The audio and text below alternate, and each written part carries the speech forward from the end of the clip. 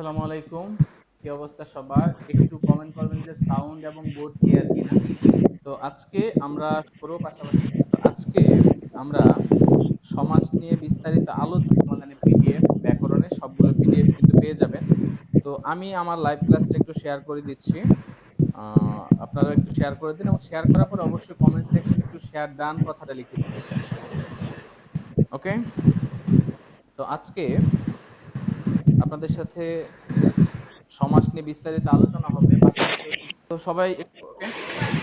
তো আমি একটু আমার হ্যাঁ, যে ফেসবুক পেজ আছে সেখানে আমি একটু শেয়ার করে দিচ্ছি। তো আপনারা একটু শেয়ার করে দেন।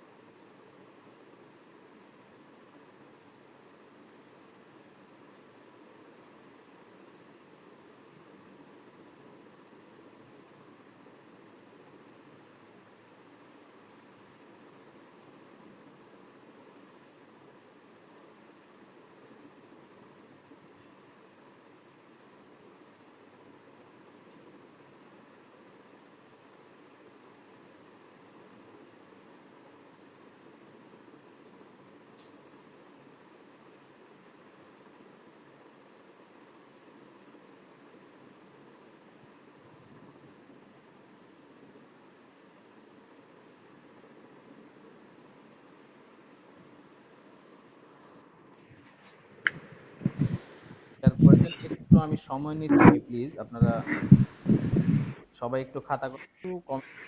ওকে, শুরু করব। তারা আমাদের যারা পেজ স্টুডেন্টরা তারা করেন অবশ্যই মিলন। আমরা আজকের ক্লাসে একটু বিস্তারিত পড়ব যাতে করে এখান থেকে এমসিকিউ গুলো আমরা খুব একটা বিষয় দেখেন। আমরা যদি ধ্বনি ধ্বনির মিলন মিলন পদের মিলন আর তাহলে একটু পাঁচ জিনিস জানতে হয়। তার মধ্যে একটা হচ্ছে সমস্ত পদ। আমরা আসলে যে সমাসবদ্ধ পদটা থাকে যেটার মধ্যে সবগুলো পদ লুকায়িত থাকে তাহলে সেটার নামই হচ্ছে কি পদ? সমস্ত পদ। যেমন সিংহাসন কি পদ? একটা সমস্ত পদ। আবার আমরা যদি বলি সিংহ চিহ্নিত আসন, এই যে একটা বাক্য তৈরি করলাম, ব্যাখ্যা করলাম সমস্ত পদ থাকে, এটার নাম হচ্ছে ব্যাস বাক্য। আর সমস্ত পদের প্রত্যেকটা পদ যেটা আছে সিংহ আসন প্রত্যেকটা থাকে না। আমাদের সমাসের একটু আমাদের অবশ্যই আপনাদের সমাসের প্রকার ব্যাখ্যা করব। আমরা সবাই জানি যে সমাস হচ্ছে 6 প্রকার। কিন্তু দেখেন নতুন বোর্ড ব্যাকরণে এই দ্বিগু সমাসকে কিন্তু কর্মধারয় অন্তর্ভুক্ত করা হয়েছে। তাহলে এই দ্বিগু সমাসটা নতুন ব্যাকরণে নাই, দ্বিগু কর্মধারয় বলা হয়েছে। তারপরে আমরা যদি দেখি এখানে অব্যয়িক ভাব, এটাকে বাদ দেওয়া হয়েছে অব্যয়িক ভাব। তাহলে সমাস মূলত কয় প্রকার? 4 প্রকার: দ্বন্দ্ব, কর্মধারয়, তৎপুরুষ, বহুব্রী। তাহলে প্রথমে একটু লিখে রাখতে পারেন যে সমাস 6 প্রকার। পরে লিখবেন সমাস মূলত, লিখে ফেলেন যে সমাস মূলত 4 প্রকার। সমাস 6 প্রকার তো লিখবেনই, সমাস 6 প্রকার। তাহলে এখন একটা বিষয় দেখেন, এবার আমরা পরের অংশে যাব, সেটা হচ্ছে তৎপুরুষ, কর্মধারয়, দ্বিগু। এই তিনটাতে কিন্তু পরপদের অর্থ প্রাধান্য পায়। এখন এইটাতে আমাদের এখানে কি থাকে? লেখা শেষ হলে একটু ডান দৃশ্য আর পরেরটা হচ্ছে দৃশ্যমান, এরকম তুলনা হলে সেটা হবে রূপক।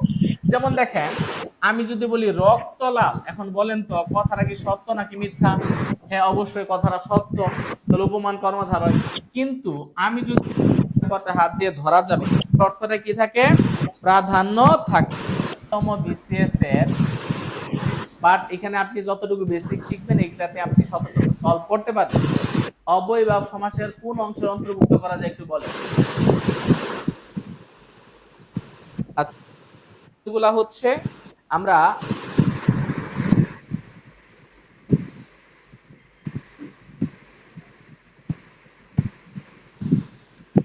লেখা শেষ হলে একটু ডাকে।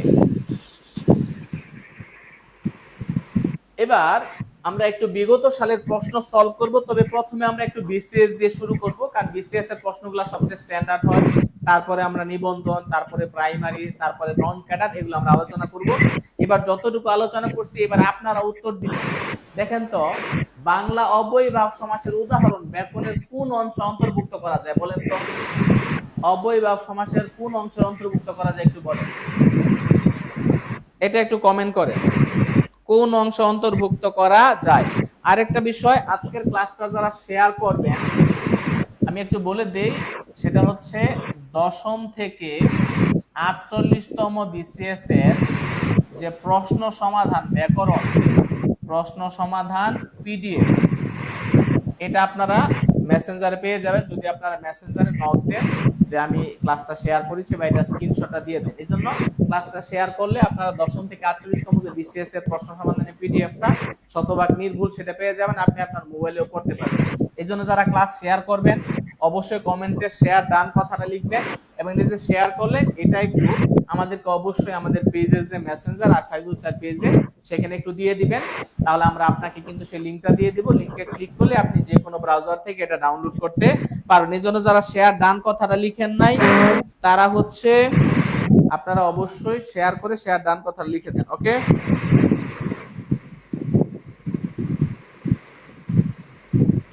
এবার তাহলে দেখেন, অবশ্যই উত্তর হবে উপসর্গ। কেন?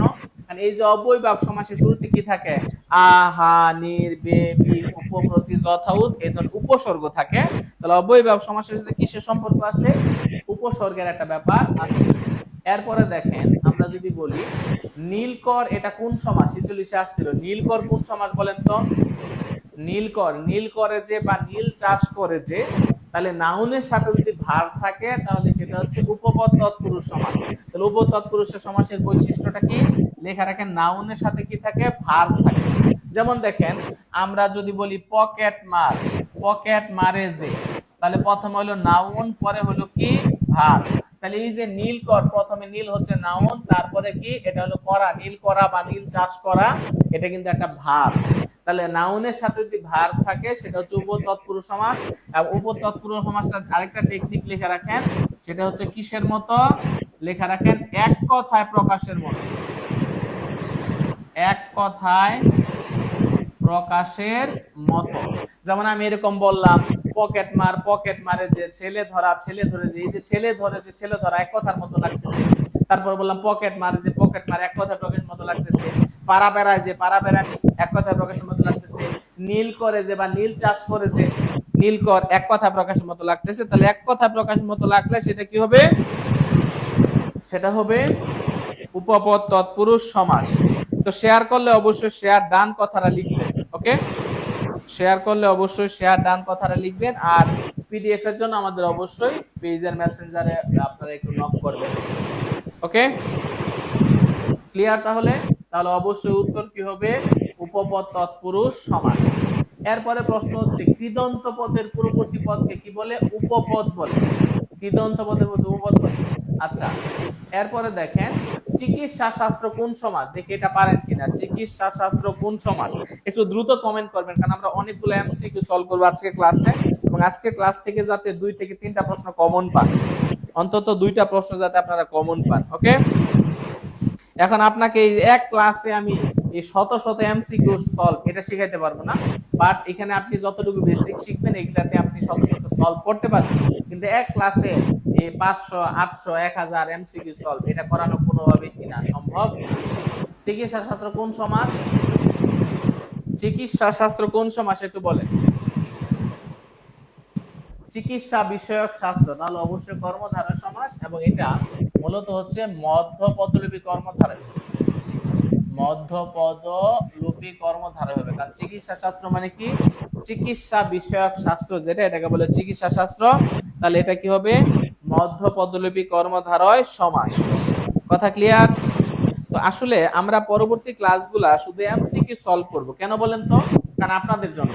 আপনারা ক্লাসের কোয়ালিটি বুঝেন না এবং না বুঝে হচ্ছে আপনারা শুধু শুধু এমসিকিউ সলভ করালে আপনাদেরকে এক ক্লাসে যদি 1000 এমসিকিউ সলভ করা দেই আপনি ব্যাপক খুশি হয়ে যাবেন যে না এক টেকনিকে 2000 এমসিকিউ সলভ, তার মানে ব্যাপক খুশি, এক ফাইলই যথেষ্ট। ঠিক আছে? তো যেটা বাংলাদেশে চলে বেশি, আগামী ক্লাস থেকে আমরা এটাই করাবো ইনশাআল্লাহ। আপনারা যেটা চান সেটা আপনাদের জন্য ভালো হবে, তাহলে উপস্থিতিও ভালো থাকবে এবং আপনারা ব্যাপক তালি দিবেন। পরে পরীক্ষা হলে যদি না পারেন পরে গিয়ে গালি দিবেন, সমস্যা নেই। আপাতত তো তালি দিবেন, অসুবিধা নেই। ঠিক আছে? তাহলে যেটা বলছিলাম সেটা হচ্ছে যে চিকিৎসা বিষয়ক শাস্ত্র। এরপরে দেখেন মধ্যপদলোপী কর্মধারয় সমাস কোনটা? এখন সবগুলাতেই তো মাঝখানে পদটা কি পাইছে? লোপ পাইছে। তাহলে আপনি কিভাবে বলবেন মধ্যপদলোপী কর্মধারয় কোনটা? দেখেন কোনটাতে পরপদ প্রাধান্য পাইছে, এটা তো উভয় পদ প্রাধান্য পাইছে, তাহলে এটা কাটা।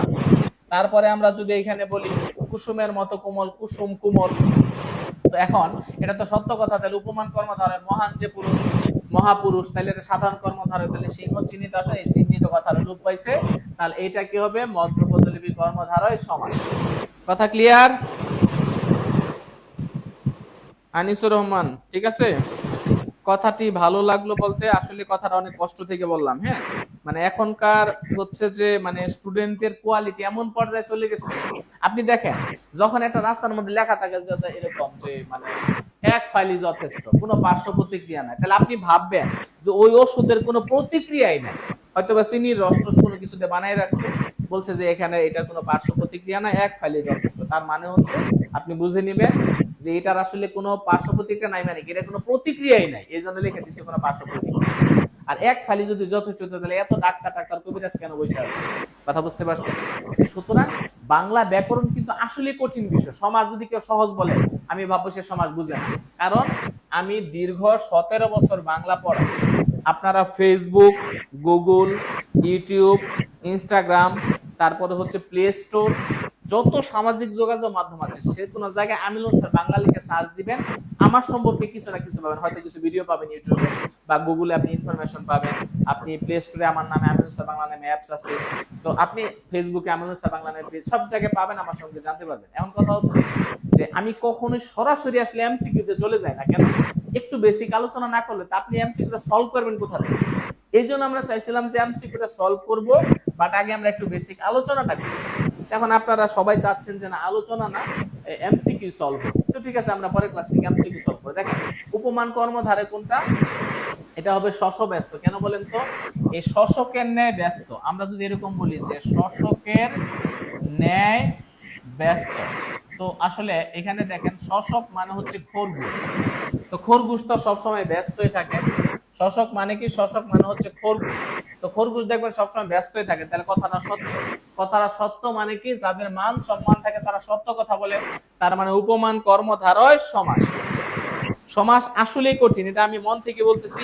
কেউ যদি বলে যে না সমাস আসলে মানে কঠিন না, আমি ভাববো সে গুরাটিম সমাস সম্পর্কে জানে। আসলেই কঠিন, বাট এটা একটু বেসিক থেকে পড়তে হবে। ঠিক আছে? বুঝে না সে বুঝে না, কি যে বুঝে না তাও বুঝে না। আমাদের অবস্থাটা হইলো আমরা যে কি যে বুঝি না সেটা বুঝি। ঠিক আছে? এস এর শারমিন বলছে আপনার ক্লাস এডো হাইবে করছিলাম সে 2020 সালের কথা। হ্যাঁ, তাহলে দেখেন, তাহলে আর পরপদে শেষে থাকবে তাহলে কানা কানি, কানে কানে যে কথা, হাসা হাসে, হাসিতে হাসিতে যে আলাপ, কুলাকুলি, কুলাকুলিতে যে সম্ভাষণ, তাহলে প্রথম পদে শেষে থাকবে আ, পরপদে শেষে থাকবে ই। ওকে? অনুপম হচ্ছে অনেকবার করছি সমাজ, এখন আয়াত আনতে পাই না, সমাজটা আসলে কঠিন রে ভাই। শাপলা আক্তার বলছে রংপুর থেকে। ওকে, আচ্ছা এই পর্যন্ত ক্লিয়ার কিনা বলেন? তাহলে প্রথম পদে শেষে বলছি আ, পরপদে শেষে। আর যারা ক্লাসে আছেন আমাকে একটু বলেন তো যে এখানে কি এমন কোন স্টুডেন্ট আছেন যারা আমার অফলাইনে ক্লাস করছেন? কারণ আমি মোটামুটি 2016 সাল থেকে অফলাইনে অনেকগুলা বিসিএস কোচিং এ ক্লাস নিয়েছি, যেমন ওরাকল, বিসিএস কনফিডেন্স। তো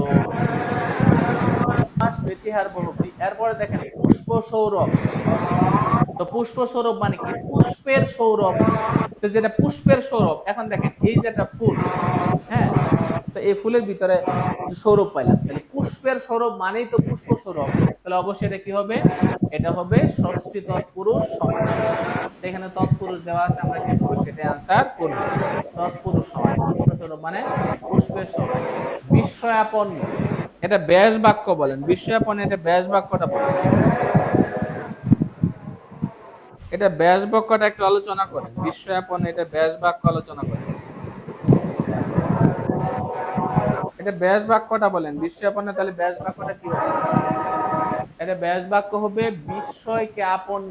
তাহলে দ্বিতীয় তৎপুরুষ সমাস, বিস্ময়াপন্ন মানে কি, বিস্ময়কে আপন্ন বলেন।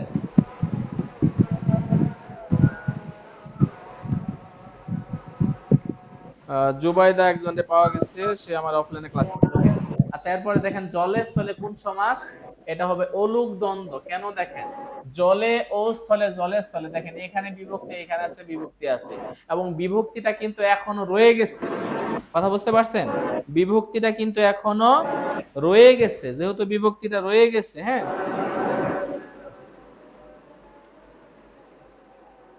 যেমন আগামীকালকে আমার ক্লাস আছে ময়মনসিংহ ওরাকলে, হ্যাঁ,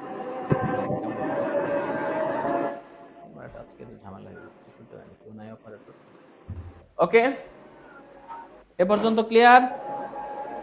তো দেখেন এই জলের স্থলে কি সমাস, অলুক দ্বন্দ্ব সমাস, কারণ দুইটাতে বিভক্তি আছে এবং লোপ পায় নাই। আর দ্বন্দ্ব মানে মনে রাখবেন জোড়া, বিভক্তিটা কি থাকবে, জোড়ায় জোড়ায় থাকবে। জলে ও স্থলে, জলের স্থলে, কানেও মানে মায়ও জি, মায়ে জি এরকম থাকবে, হ্যাঁ, ওকে। আচ্ছা, এরপরে দেখেন যে সমাসে পূর্বপদ সংখ্যাবাচক এবং সমস্ত বলতে যারা সমাহার বোঝায় তাকে কি বলে, তাকে কিন্তু দ্বিগু সমাস বলে। তাকে কি সমাস বলে, দ্বিগু সমাস বলে। আখি চৌধুরী বলছে অফলাইনে করি, তবে অনলাইনে বহু আগে কোর্স করেছি। আচ্ছা, আপনি আমাকে নোট দিয়েন, অফলাইনে অনলাইনে যারা আমার স্টুডেন্ট ছিল বিগত সকল স্টুডেন্টকে কিন্তু ফ্রি অ্যাক্সেস দেওয়া হয়েছে, হ্যাঁ। হ্যাঁ, বিদ্যাবাড়িতেও ক্লাস নিতাম 2021 পর্যন্ত, হ্যাঁ। আচ্ছা দেখেন, এরপরে হচ্ছে বহুব্রীহি সমাসবদ্ধ পদ কোনটি, অনমনীয় মানে কি, নমনীয় নয় যা, অনমনীয় মানে কি, নমনীয় নয় যা।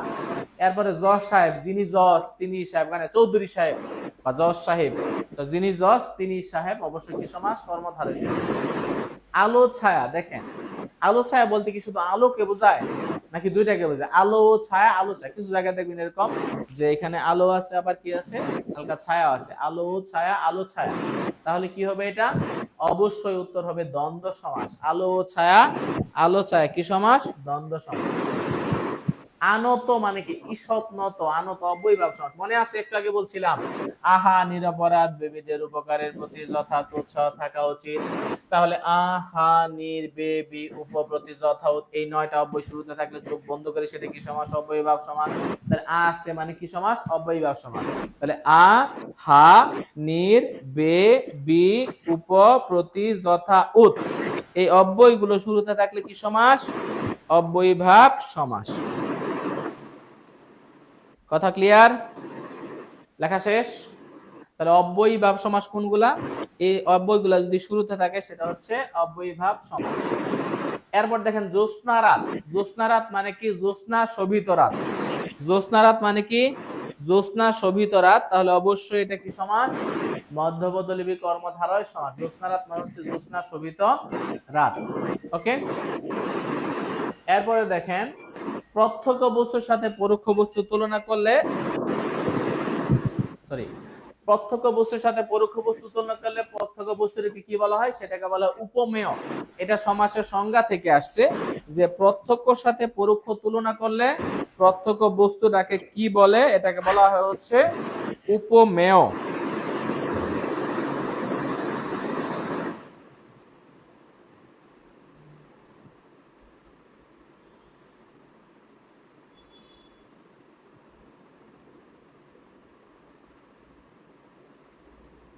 ওকে, এরপর দেখেন লাঠা লাঠি, ওই যে মনে আছে বলছিলাম প্রথম পদের শেষে আ, পরবর্তী শেষে, তাহলে লাঠা লাঠি।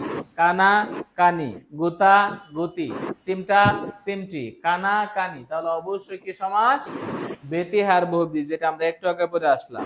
কি সমাস বলেন তো, বেতিহার বহুব্রীহি।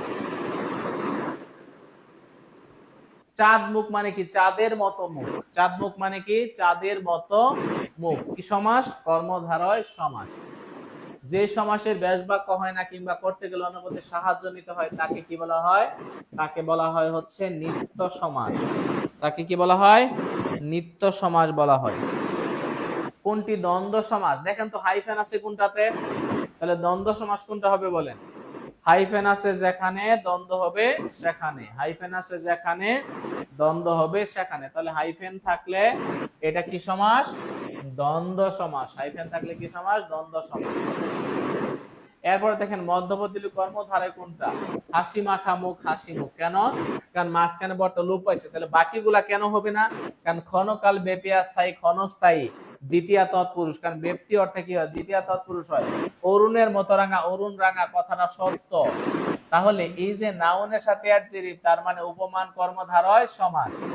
ঘর থেকে ছাড়া, ঘর ছাড়া, তাহলে মাইনাস বোঝায় মানে কি? পঞ্চমী তৎপুরুষ। মাইনাস মানে হচ্ছে পঞ্চমী তৎপুরুষ। কথা ক্লিয়ার?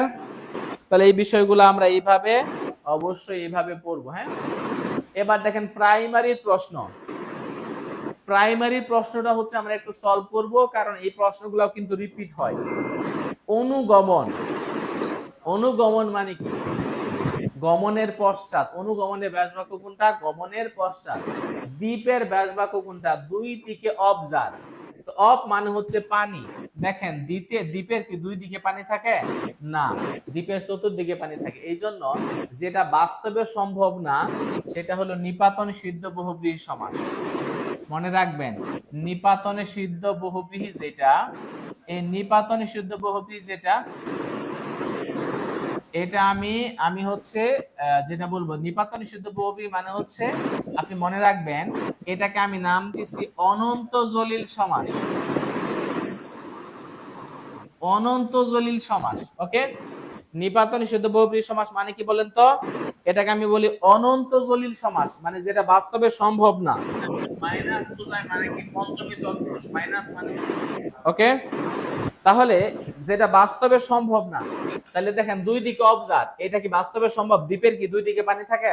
অথবা আমরা যদি এরকম বলতাম নিপাতন সিদ্ধ বহুব্রীহি, আমি একটা উদাহরণ দিই, যেমন পণ্ডিত মূর্খ। পণ্ডিত হয়ে যে মূর্খ, একটা মানুষ পণ্ডিত হয়ে সে আবার মূর্খ হয় কেমনে? তাহলে যেটা বাস্তবে সম্ভব না, তো অনন্ত জলিলের কাজ কি? অসম্ভবকে সম্ভব করা অনন্ত জলিলের কাজ।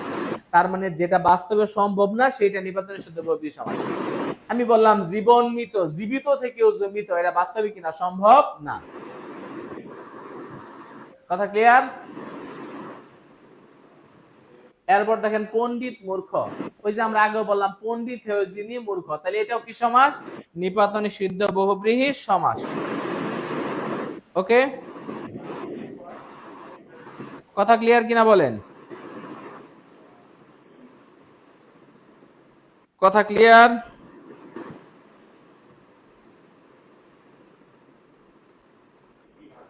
লেখা শেষ? অসম্ভবকে সম্ভব করা কার কাজ? অনন্ত জলিলের কাজ। তেপান্তর, তিন প্রান্তরের সমাহার, তাহলে কি সমাস? দ্বিগু সমাস। তেপান্তর, এটা সহজের জন্য বলে দিলাম। তেপান্তর মানে কি? তিন প্রান্তরের সমাহার। কি সমাস?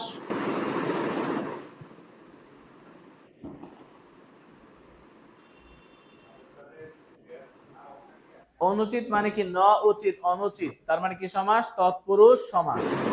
উপকূল কি সমাস? আচ্ছা বলেন, একটু আগে তো আমরা পড়ে আসলাম, আহা নিরপরাধ বেবীদের উপকারের প্রতি যথার্থ উৎসাহ থাকা উচিত। তাহলে আহা নির্বেবী উপপ্রতি যথা উৎ, এগুলো শুরু থাকলে কি সমাস? অব্যয়ীভাব সমাস। সমাসবদ্ধ পদের অংশগুলো বিচ্ছিন্ন করে দেখার জন্য কোন বিরাম চিহ্ন বসে? হাইফেন বসে। মনে আছে আমরা একটু আগে বলছিলাম যে দ্বন্দ্ব সমাসের মাঝখানে কি থাকে? হাইফেন থাকে। তার মানে মাঝখানে যদি হাইফেন থাকে তাহলে অবশ্যই সেটা কি সমাস? দ্বন্দ্ব সমাস। ঠিক না বে ঠিক? ঠিক কিনা বলেন? তাহলে মাঝখানে হাইফেন থাকলে কি সমাস? দ্বন্দ্ব সমাস। এরপর দেখেন শশব্যস্ত, শশকের ন্যায় ব্যস্ত, কথাটা কিন্তু সত্য। শশব্যস্ত মানে কি? শশকের ন্যায় ব্যস্ত, তাহলে কি সমাস? কর্মধারয় সমাস। উপমান কর্মধারয় সমাস। ওকে, এরপরে কাজল কালো কথাটা সত্য এবং নাউনের সাথে কার তুলনা, অ্যাডজেক্টিভের তুলনা। যেহেতু নাউনের সাথে অ্যাডজেক্টিভের তুলনা, তাহলে এটা কি সমাস বলেন তো? উপমান কর্মধারয়। কেন? কারণ যাদের মান সম্মান আছে তারা সত্য কথা বলে।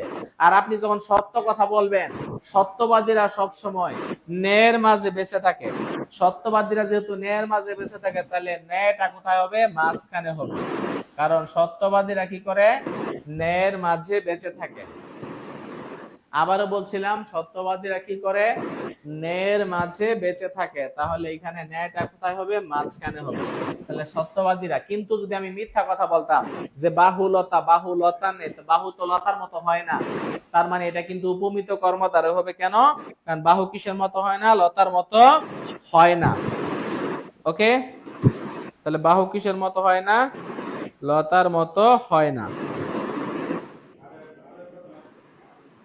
ওকে, ক্লিয়ার?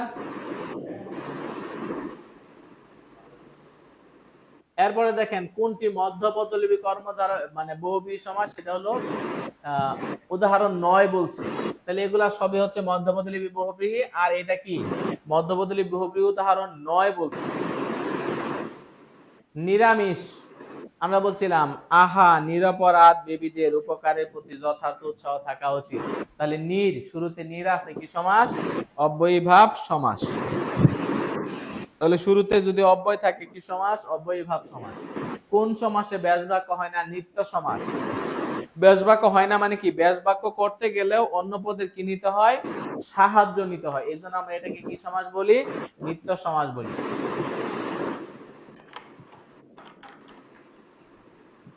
ওকে, তাহলে একটু বলেন তো, একটু সত্যি করে বলেন যে ক্লাসে একেবারে কি নতুন কিছু পাইছেন নাকি পান নাই? মানে আপনি কি সবই জানতেন আগে, নাকি নতুন কোনো টেকনিক পাইছেন যেটা আপনার কাজে লাগবে? একটু কমেন্টে জানান।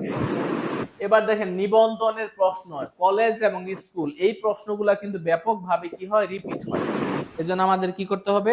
এগুলো একটু পড়তে হবে। যেমন দেখেন উপপদ তৎপুরুষ সমাস কোনটা? আমরা আগেই বলছি, নাউনের সাথে যদি ভার্ব থাকে এবং যদি এক কথা প্রকাশের মতো মনে হয়, তাহলে সেটা হবে উপপদ তৎপুরুষ সমাস। তাহলে ছেলে ধরা, ছেলে ধরে যে, তাহলে এটা কি সমাস? উপপদ তৎপুরুষ সমাস। তাহলে ছেলে ধরা, ছেলে ধরে যে। হ্যাঁ, তো আমরা এমসিকিউ গুলা শেষ করে কিন্তু ক্লাসটা শেষ করব। হ্যাঁ, ওকে।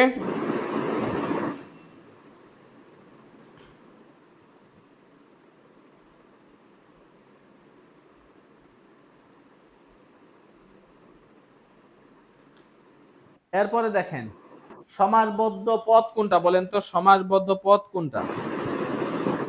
এই পদগুলোর মধ্যে বলেন কোনটা সমাসবদ্ধ পদ?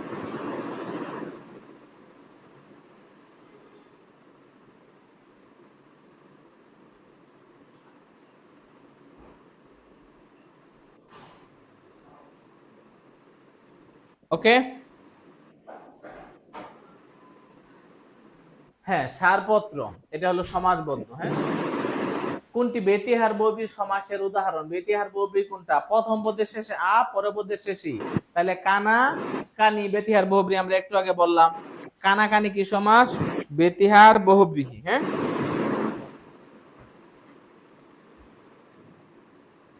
কানাকানি কি সমাস বলেন? বেতিহার বহুব্রীহি। এরপরে দেখেন কালান্তর, এটার ব্যাস বাক্য কোনটা বলেন তো?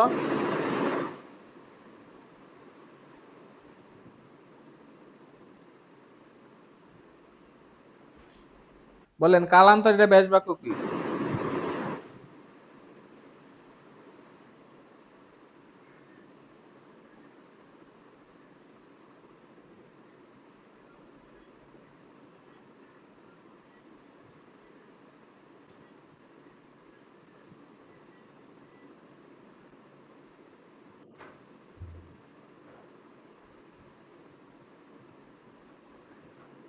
দেখেন কালান্তর মানে অন্য কাল। কোনটি রূপক কর্মধারয় সমাস? প্রথমটা দেখা যায় না, পরেরটা দেখা যায়। তাহলে এখানে দেখেন তো, এখানে কর মানে বাহু, এটা দেখা যায়, তাহলে এটা আনসার হবে না। কর পল্লব, কর দেখা যায়, এটা হবে না। কচু দেখা যায়, এটা হবে না। তাহলে আনসার হবে কোনটা? কাল স্রোত। কেন? কাল মানে সময়, এটা দেখা যায়। অদৃশ্যের সাথে তখন দৃশ্য মানে তুলনা হয়, সেটা কি হবে? রূপক হবে। ওকে, তো যারা হচ্ছে ক্লাসটা শেয়ার করবেন অবশ্যই কমেন্টে শেয়ার ডান কথাটা লিখবেন, তাহলে দশম থেকে 48 বিসিএস এর যে প্রশ্ন সমাধানের পিডিএফ সেটা আপনি কিন্তু ইনবক্সে পেয়ে যাবেন। ওকে, এরপর দেখেন বিনা পানি, বিনা পানিতে যার, তাহলে বেদীকরণ বহুব্রীহি সমাস, কারণ ভিন্ন কিছুকে বোঝায়। বিনা পানি যার, হাতে বাঁশি যার, কাকে বোঝায়? তার মানে দেবী সরস্বতীকে বোঝায়। কৃতবিদ্যা, কৃতবিদ্যা যার, এগুলো সবই কি সমাস? এগুলো হচ্ছে বহুব্রীহি সমাস। যার আছে যেখানে, বহুব্রীহি সেখানে। কোন সমাসে পরপদের অর্থ প্রাধান্য থাকে? দেখেন অব্যয়ীভাবে পূর্ব পদের, বহুব্রীহিতে তৃতীয় পদের, দ্বন্দ্ব সমাসে সবগুলো পদের, তাহলে অবশ্যই আনসার কোনটা হবে? আনসার হবে কর্মধারয়। কারণ এই যে আমরা বললাম ঘরে আশ্রিত জামাই, ঘর জামাই, এখানে কিন্তু জামাইকে বোঝানো হয়, তাহলে অবশ্যই কোন পদের? পরপদের। কথা ক্লিয়ার? এরপর দেখেন কোনটি নিত্য সমাস? ওই যে অন্য গৃহ, নিত্য সমাস। উপকণ্ঠ, কণ্ঠের সমীপে, এই যে উপ শব্দ থাকলে বা অব্যয় শুরুতে থাকলে সেটা কি সমাস? অব্যয়ীভাব সমাস। যদি আমরা এরকম বলি আ, হা, নির, বে, বি, উপ, প্রতি, যথা, উৎ, এই অব্যয়গুলি শুরুতে থাকলে কি সমাস? অব্যয়ীভাব সমাস। এখন ক্লাসটা কেমন লাগলো একটু বলেন, বা এই প্রশ্নগুলো যদি রিপিট হয় আপনি কমন পাবেন কিনা একটু মন থেকে বলেন যে আসলে আজকের ক্লাসে তাহলে আমরা আরো উৎসাহিত হব। আর যদি মনে করেন যে 1600 টাকায়, তাহলে দেখেন আপনি এই যে 1200 টাকা মূল্যের যে